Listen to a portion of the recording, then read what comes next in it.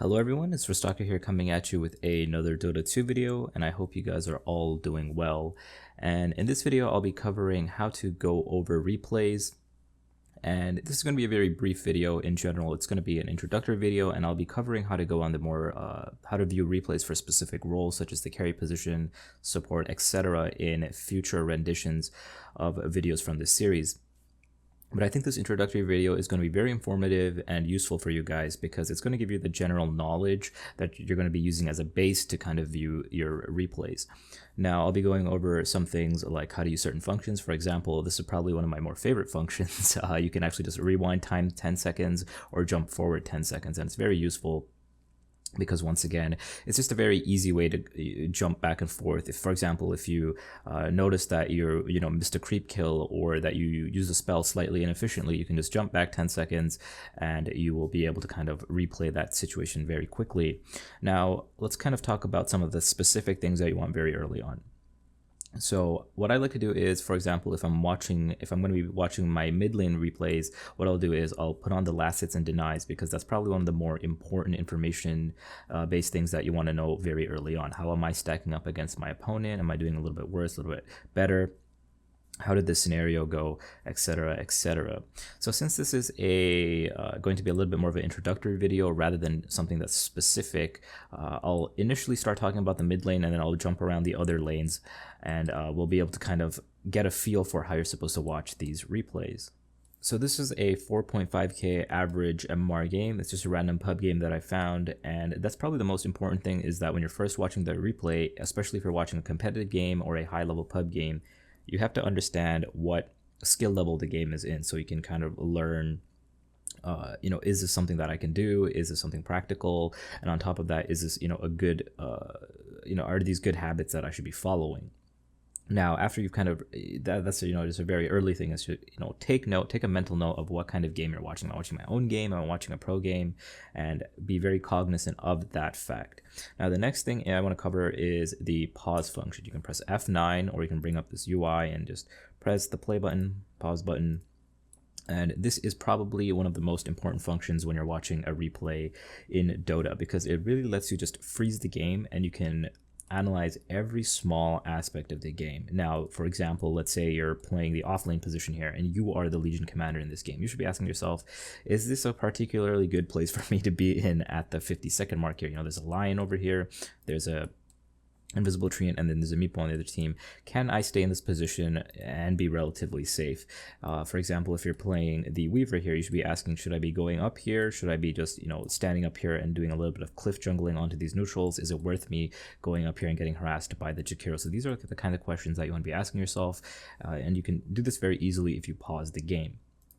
Now, the next thing I want to talk about is the very early item choices that you make, and this is something that you have to be very cognizant of. So as soon as you get into the lane, make sure you pause the video and ask yourself, are these the correct items for the person I'm laning against? So the only way you're able to do this is by looking at the opposing team and then kind of asking yourself, who am I most likely to lane against? In this case, I would have assumed that I'd be laning against a Templar Assassin, except she's over here doing a little bit of a strange jungling routine. And he ends up laning against the sniper here.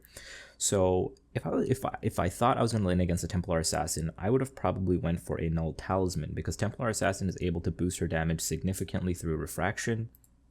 And having the Null Talisman for the extra damage is definitely worth it. Now, going for a Wraithband into Aquila is not the worst build, but once again, it doesn't give you quite the damage that you need. Invoker does have decent damage once he gets a little bit of more points into Exort, and Aquila itself is not a terrible item because your Forge Spirits benefit from it, and having the extra mana regen, of course, is very nice as well.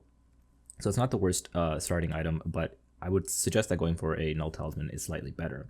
Now, I'm going to pause one more time here.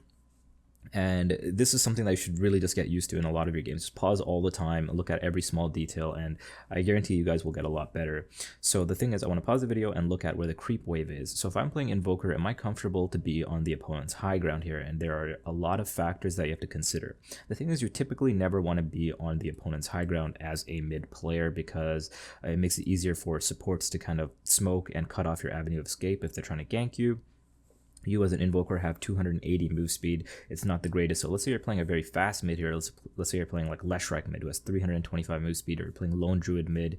These heroes are very fast. So, playing on the opponent's high ground may not be the worst thing, but if you're playing invoker, you have 280, 80 base move speed, and sniper having a shrapnel that also slows is not the best position to put yourself in. Now you can see that if invoker wants to get CS here, he has to play up here. He's going to get harassed by the shrapnel, and he's going to continuously get hit here. Now they kind of go for a little skirmish here. You can see that the sniper has a fairy fire and that the invoker actually doesn't. So having that fairy fire allows the sniper to get the first blood onto the invoker.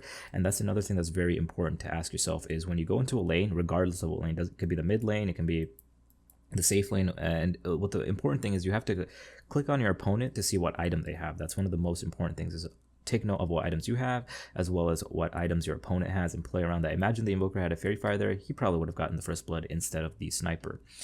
So the next thing I want to cover very quickly is, just off to the side here, is when you're watching the replays, the most important thing at the very start of the game is to look at the last hits and denies chart. You want to see who is doing well. Am I, keeping up with the last hits?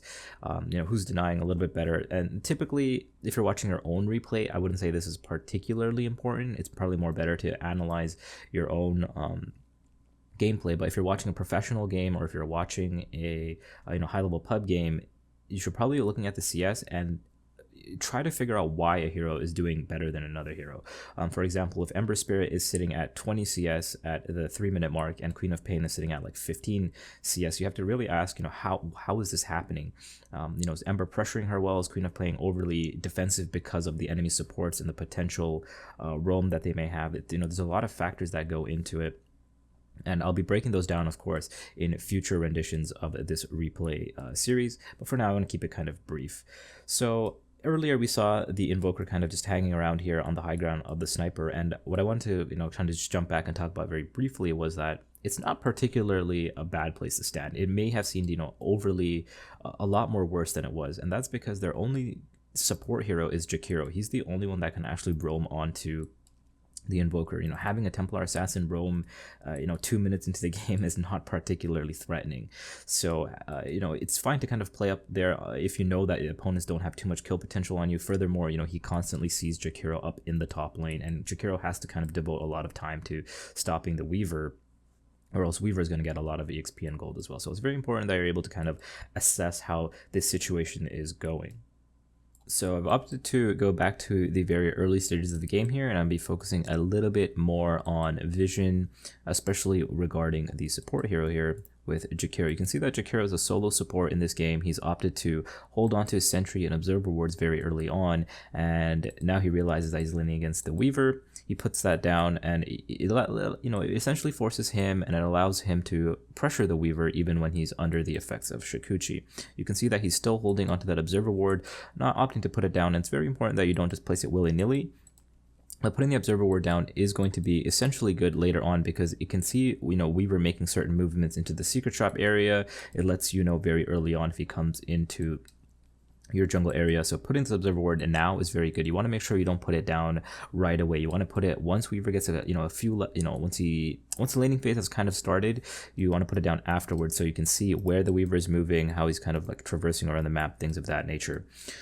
So that's really what I want to talk about. So let's kind of just look fog the Dire team very quickly. You can see that they have really good vision here, and they can really spot out the Weaver, whereas the Jakiro can spend more time, pulling creeps if they're available, which they're not available right now, but if you had the option, you can pull these creeps if you wanted to, and more or less you can see whenever the Weaver comes into the lane. You can also see if there's any sneaky rotations from a hero like Lion or the Treant here.